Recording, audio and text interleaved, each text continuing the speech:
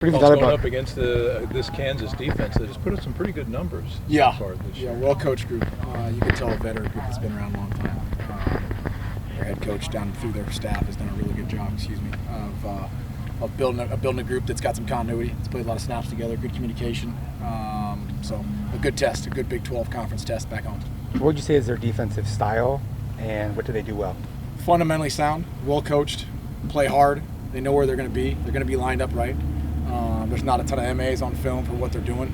You can tell they know the defense really, really well. There's not a whole lot of guys running around during the snap and don't seem like they can't get lined up. So you can tell when you turn on the tape if a team's playing hard and well coached.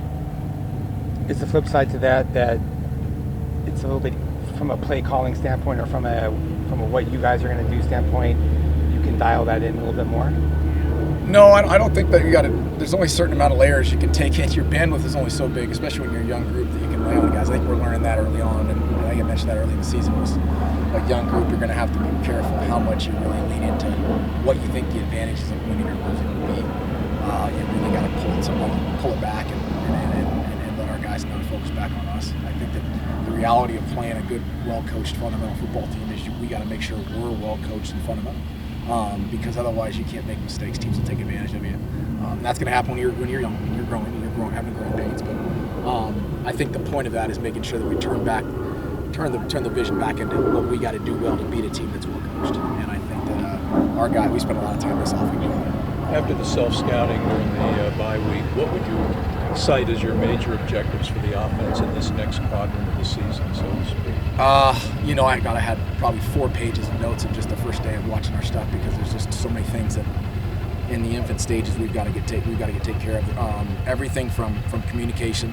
We talk about cycle of the snap a lot, which is the time from literally the communication of a play call to the nonverbal and verbal communication throughout the group, to the snap of the ball, to the finish of that, to the next play. There's so many things in there that if you get through the minutia of a film with a group, that you get to talk about communication and alignment, adjustments, from combination blocks to where we're lined up on the field to things we wanted to get done. I mean, there's so many things that we got a chance to sit back last week and really poke holes in. And then I think the youth of our group got a lot out of it. I had to be careful probably because you don't want to give them so much that they can't, digest it all. But there's a lot of things we got to improve on. I mean, in our run game, it started off really well. Being able to manage combinations. I think the thing that guys now understand, and they begin to understand, is the ownership of your offense now doesn't just go on its own.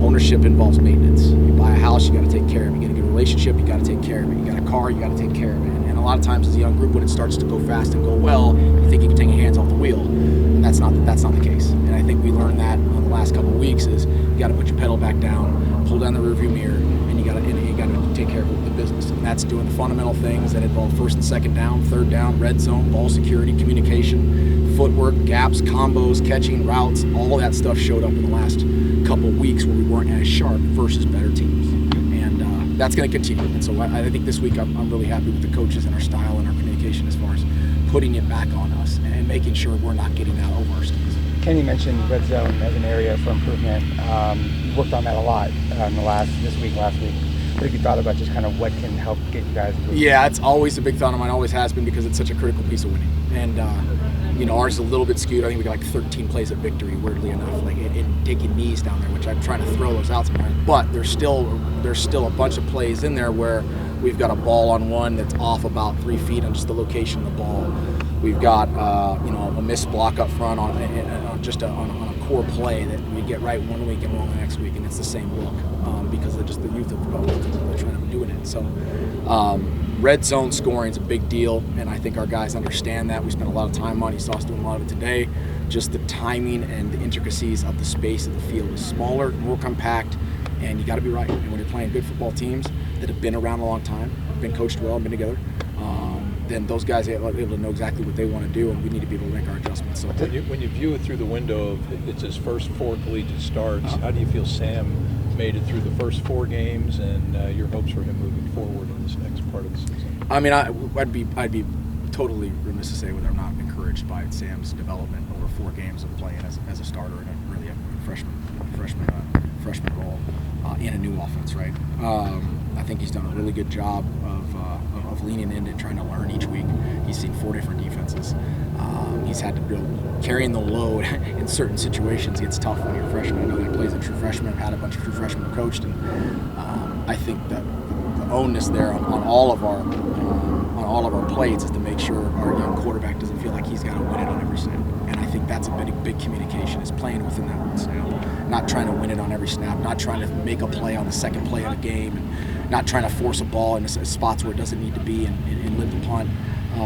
And that's growth. That's what that position's all about, is finding out how you got to learn. So I'm extremely encouraged, and his work ethic continues to be, top grade. What can the versatility of a healthy Raleek Brown provide the offense? Explosiveness. I mean, he's an explosive player. I mean, he has big play capability all over him. He's got to get back on the field and get hit, take care of the football, know what we're doing. But he's a big play guy. That's why he's here. That's what recruited him. And his role in the offense is only going to get more and better each week. And so I'm excited to get him back out here healthy and to be able to warm him up.